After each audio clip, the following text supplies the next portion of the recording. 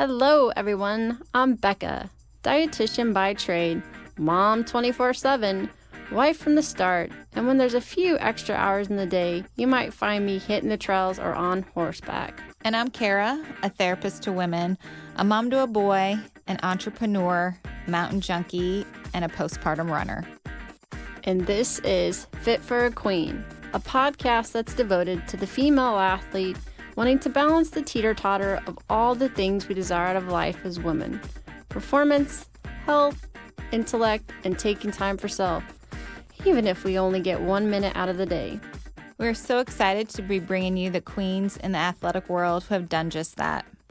Okay, ladies, take a seat at your thrones, grab your crowns, and welcome to Fit for a Queen. Welcome back, queens. We are excited. We have Dr. ClaireMarie Roberts. She is the co-program leader for the MS Sports and Exercise Psychology and senior lecturer in Sport and Exercise Psychology. She combines her academic work with her role at the Premier League managing coaching and football manager development. Other examples of her role in high-performance sport involve working with national governing bodies of sport, professional sport teams, individual athletes, parents, coaches, and sports scientists. She's helped prepare a number of athletes and teams for international competitions, including the Olympic, Paralympic, and Commonwealth Games. Her role as the British Olympic Association psychologist at the London 2012 Olympics was, to date, her career highlight. I'd say so. Her experiences of working with athletes reflect her research interests that include sport neuropsychology, #NerdOut, we love it, specifically concussion and traumatic brain injury, career transition in elite sport, visual behavior and sport performance, and women in sport. She specializes in working with elite adolescent athletes and their parents and is one of the UK's first sports psychology specialists trained to deliver eye movement desensitization reprocessing, also known as EMDR therapy.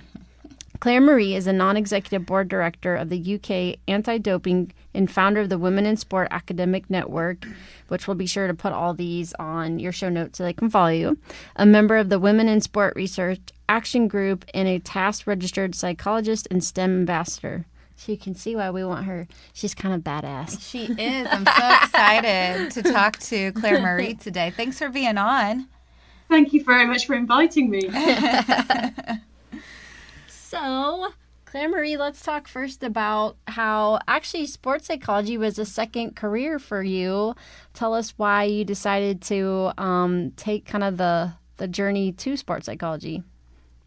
So actually, sports psychology was always my career goal. So I was a swimmer in my teens, and I used to work with a sports psychologist sort of towards what ended up being the sort of end of my swimming career.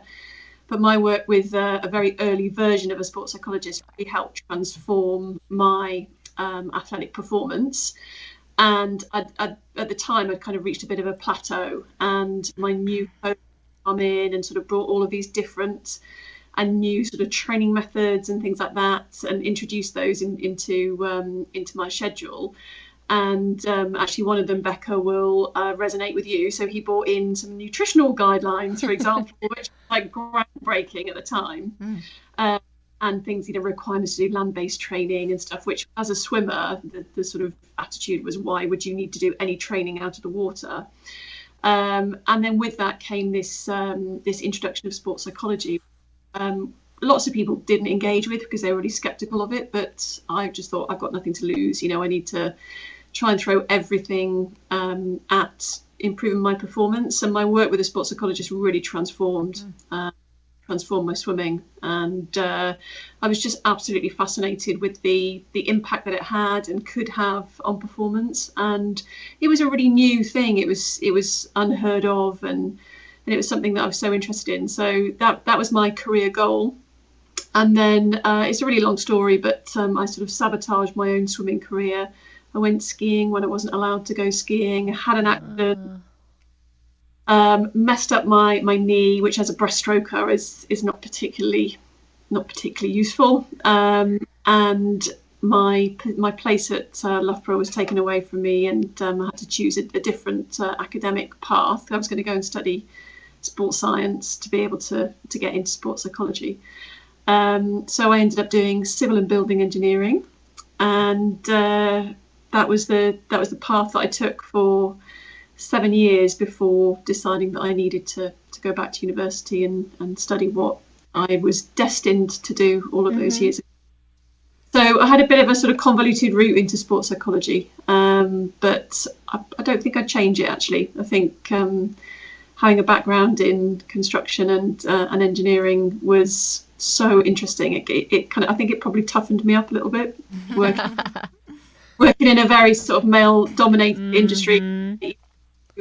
There was no room for, you couldn't have bad days. You had to be on top of your game every single day, and every day was a really interesting challenge. And all of those things, all of those skills I learned from my first career, I've taken into my second career. And I think as a result, I'm probably a bit more resilient than I would have otherwise been. So, which is probably why you're so compassionate to the athletes on. They still want to be persons and go have fun and ski, but also do their sport. So you can really resonate with that. Yeah, exactly. And I think when you're working with athletes who are struggling with, injury or, any type of psychological issue, whether that's performance or sort of personal related, I think that if they know that you've been in a sort of similar position, it's almost like they don't have to kind of start at the beginning and explain too much about how they're feeling, because you understand exactly where they're coming from. So it is easier to relate to them, and I think you generate a little bit of respect because you've kind of been there and done it and overcome it. So it does make things a little bit easier in that respect. Absolutely. So it's so funny. When I met her at the Female Athlete Conference, and during your presentation, I remember I was texting Kara. Don't worry, it was about your presentation. And I was like, oh, Kara, I so wish you were here because this is the one I really wanted to go to. Kara's specialty is, maternal health. And you were talking about the kind of, I don't want to say scandal, but controversy around pregnancy and athletes. Yes, so that I've been following closely. She has been foaming at the mouth to interview you. So I'm going to let her take the next couple of questions. And currently right now, you've recently taken on a prestigious role within soccer. Can you tell us a little bit more about that? Yeah, so actually I've worked in as a consultant. We obviously call it football That's over what here. I was going to say. Oh, football. Sorry, man, what a faux I was pas. waiting to see her say something. What a bunch of Americans we are.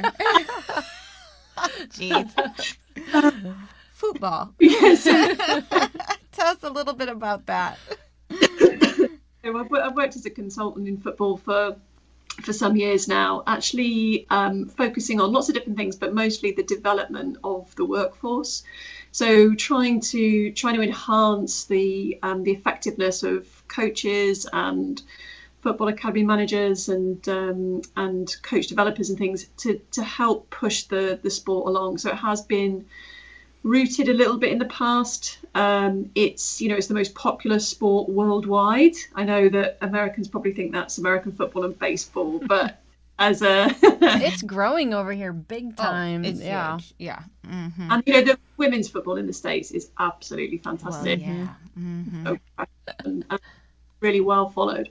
But in general, the game as a whole is the most popular sport in the world, and it kind of sometimes gets a little bit complacent, rests on that sort of popularity, doesn't feel the need to evolve.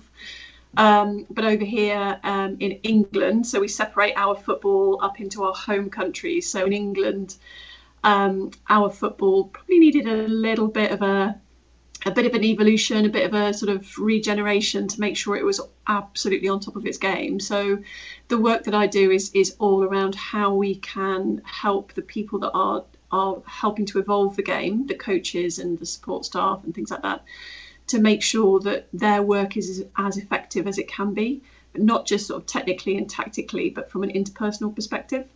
So focusing on lots of different things, from their own personal effectiveness to making sure that they are compassionate to the people that they're working with, the players, making sure that those players are developed holistically and the importance of that. Because football over here is brutal. It's, highly competitive. There are so many people that don't make it in the game. Mm-hmm. Give absolutely everything over to wanting to become a professional footballer that's operating in either the Premier League or any of the professional leagues that sit under that. and it's a huge sacrifice, and probably a little bit more so than some of the other sports. So a lot of the other sports, certainly in England and the UK, have really sort of jumped onto the importance of making sure that sport is not, the be all and end all of your life, that you've got lots of other stuff happening, around you, and you are more than just an athlete.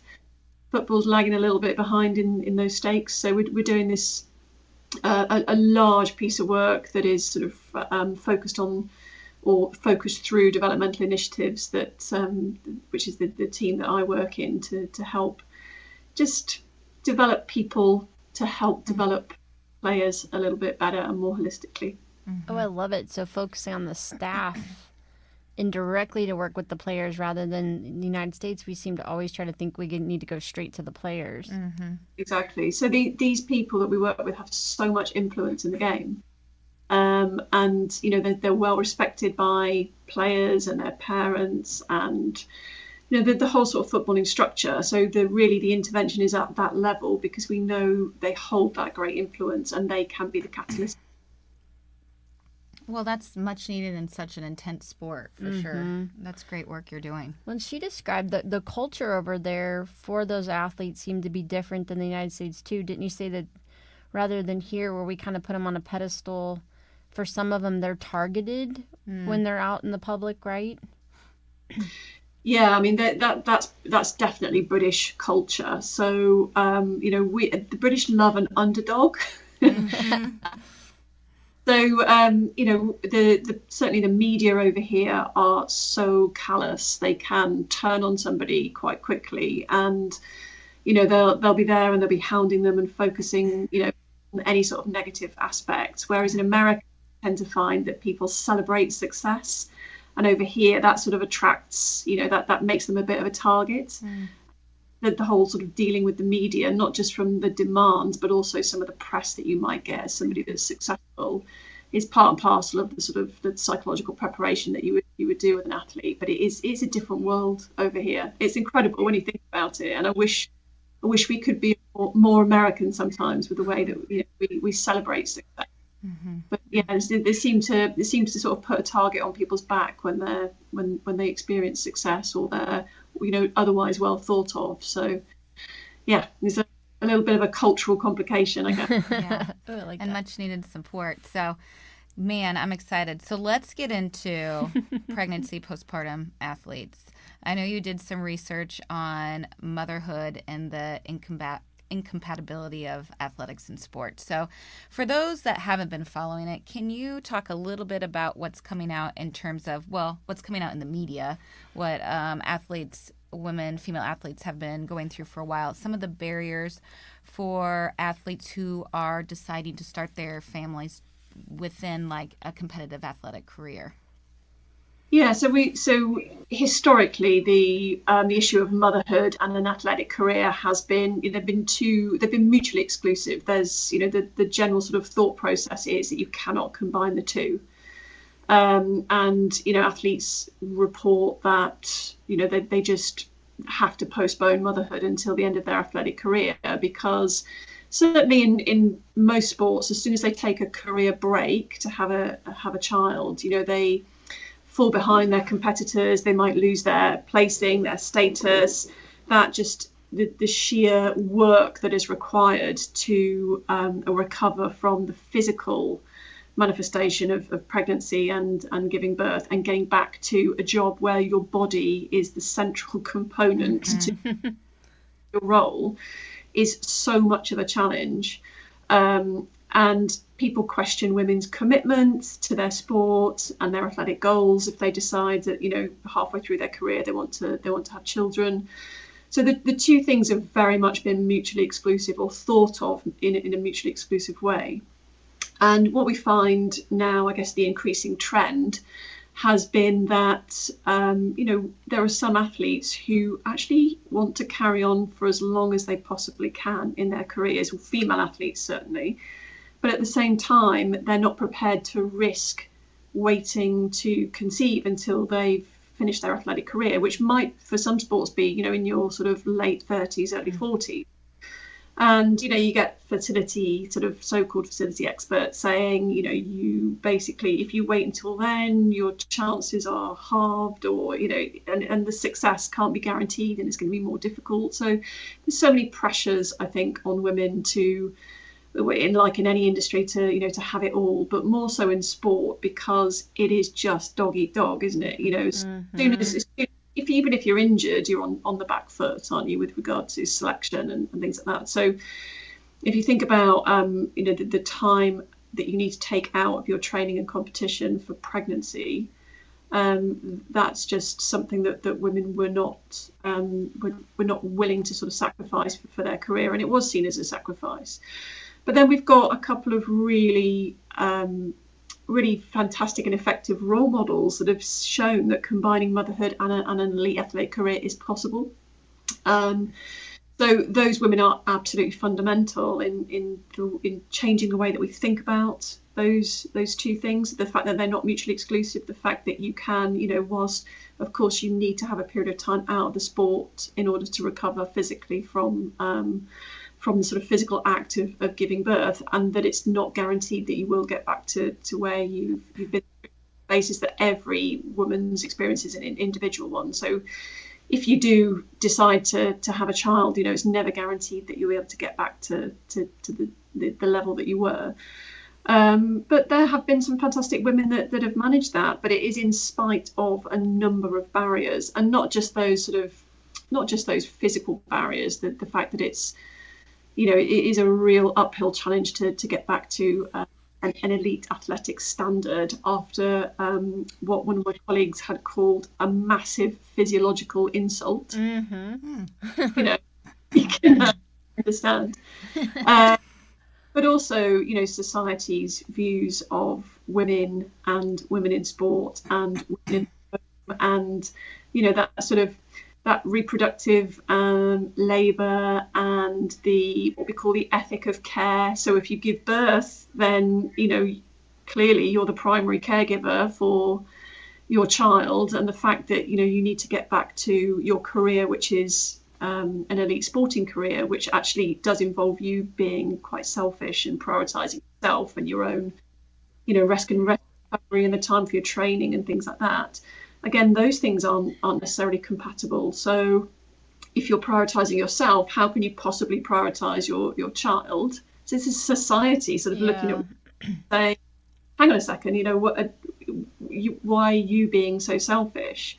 But actually, in reality, an equality of caregiving and parenting, society is at the stage now where it still doesn't look to that opportunity for the equality of caregiving and automatically places the burden on the female. Mm-hmm.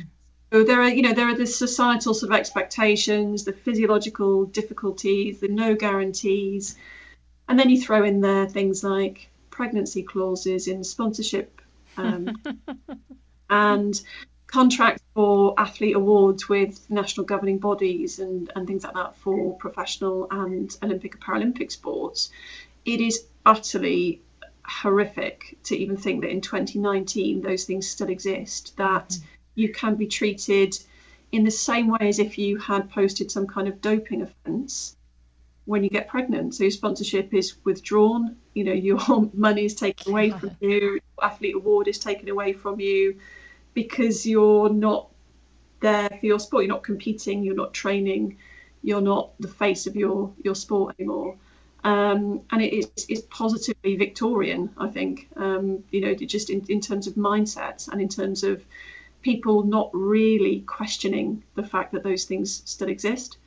So I guess in summary, I think we should be celebrating the fact that women can compete at the highest level, but at the same time be incredible mothers.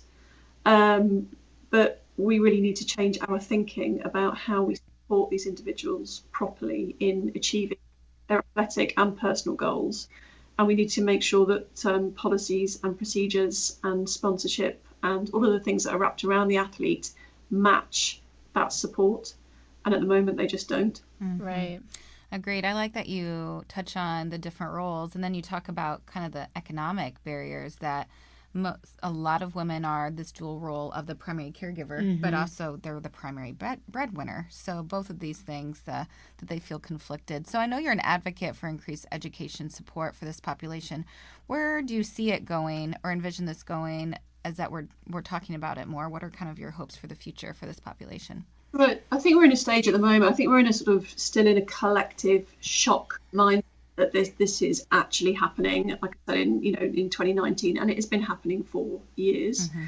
I think that it's actually not just the sort of economic side of things, but in tennis, Serena Williams was a really interesting case that she lost her ranking.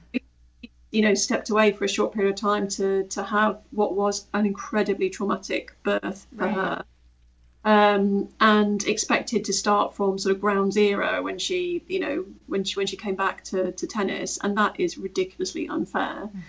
So I think we're still in this sort of collective shock that these practices and these expectations are there on what is, without a doubt, a very sort of patriarchal sporting system. So, and I think now it's because not everybody, but most people are outraged that this happens. I think the time is ripe to actually start to campaign to do something about it. I know that some of the press coverage and things like that has helped to generate this sort of collective shock, but that needs now to translate into action. So I think that the more that we talk about it and the more pressure that we put on brands and governing bodies and sports, actually proactively review contracts and arrangements and actually do something about this. So I think we're in a time that is ripe for change. So I think we just need to continue to speak out about it, to make sure that the momentum is there to get people behind this movement, to say that this is not acceptable, it should not be tolerated by any woman regardless of their level in sport, and that we need to kind of hit the reset button and try to think about the fact that we should not be penalizing these women for wanting to find a family with an elite athletic career. And it was humbling too, because in your presentation you kind of talked about the trickle effect, like where are the resources, and I think specifically nutrition, on how to get them back to training after pregnancy if they're breastfeeding. I was like, I usually think I'm pretty on top of my game, and I'm like, I don't know. It was like, oh yeah, I hadn't even thought about that, because most of the time we think pregnancy, they take a break. And I loved your case studies too, where you talked about some of the athletes that went back almost for the sole purpose of being able to say they retired because they wanted to retire. They didn't retire just because they wanted to start their family. Yeah, exactly. So the point that you pick up on there, Becca, is absolutely right. And I know that there is a growing amount of research and work going into helping women understand, firstly, what training they're capable of when they're pregnant. So this whole thing about over here in the UK, there was a woman that posted herself doing deadlifts with a barbell with a while she was visibly pregnant, and the public backlash was unbelievable. Oh yeah, we saw that in the US, that picture in the US too. Yeah, and actually, when you think about it, if you are somebody that lifts regularly, the fact that you're pregnant shouldn't mean that you don't continue to lift. If it's beyond, if it's within your capability, then the fact that you're pregnant is not going to change anything. So I think, again, we need to move away from this collective mindset that pregnancy should equate to rest and relaxation. Actually, to be able to be physically active during pregnancy is a key benefit to the mother and the baby. And as an athlete, you can't just stop training because you're pregnant. But what we don't necessarily know in detail is, to what degree are you able to push yourself in training when you are pregnant, and how does that change as you move through the trimesters, and how do we make sure that the female athletes are monitored properly so that they are benefiting from training, but at the same time not doing anything that's going to be detrimental to them or their baby. So I know that more work is happening and more research and more guidance is being published, and that's a really important introduction, I think. But I think part and parcel of this whole issue is education and making sure that when somebody posts a picture of them doing exercise when they're pregnant, that people celebrate that. Right. Promote it rather than find it abhorrent and like it's some kind of, example of child abuse. So I think that's, that at the sort of the exercise pregnancy interaction is really important. And then postpartum, how do we support women in general, but also really athletes to understand, when do they come back? At what stage? How do they know that they're ready to come back? When should they, should they avoid up until what point? There's lots of sort of question marks over that. And again, we know it's very individual, that some women will have to take an extended period of time out, and others, like people that I've experienced in my work, have got back to their sport within, a week, 10 days of giving birth. But again, let's talk about this. Let's provide those role models out there. Let's show women that it's absolutely right and natural to get back to being active and doing what you want to do, and not be hindered or by public expectation that just you've got a newborn that you should be there with them 100% of the time, 24 hours a day, night and day, all of this. And then the nutritional guidelines, which people like yourself, Becca, will be absolutely fundamental to the success of that, because there's all of those concerns, especially as an athlete. People are sort of shock pregnant women into thinking that they shouldn't be eating too much, and I know that sometimes that results in people not eating enough. Right. So how do we make sure that they get the right advice, so they're not eating for two, but they are eating sufficient to sustain a training load and their pregnancy. And then what happens after they give birth? It's so many questions. Right. So many questions, but I know that there's a lot of good work going on to try to plug these gaps in our knowledge. But we just need to continue to talk about it to get the message out there, and hopefully change the way that we think about the exercise pregnancy interaction and the getting back to sport after giving birth.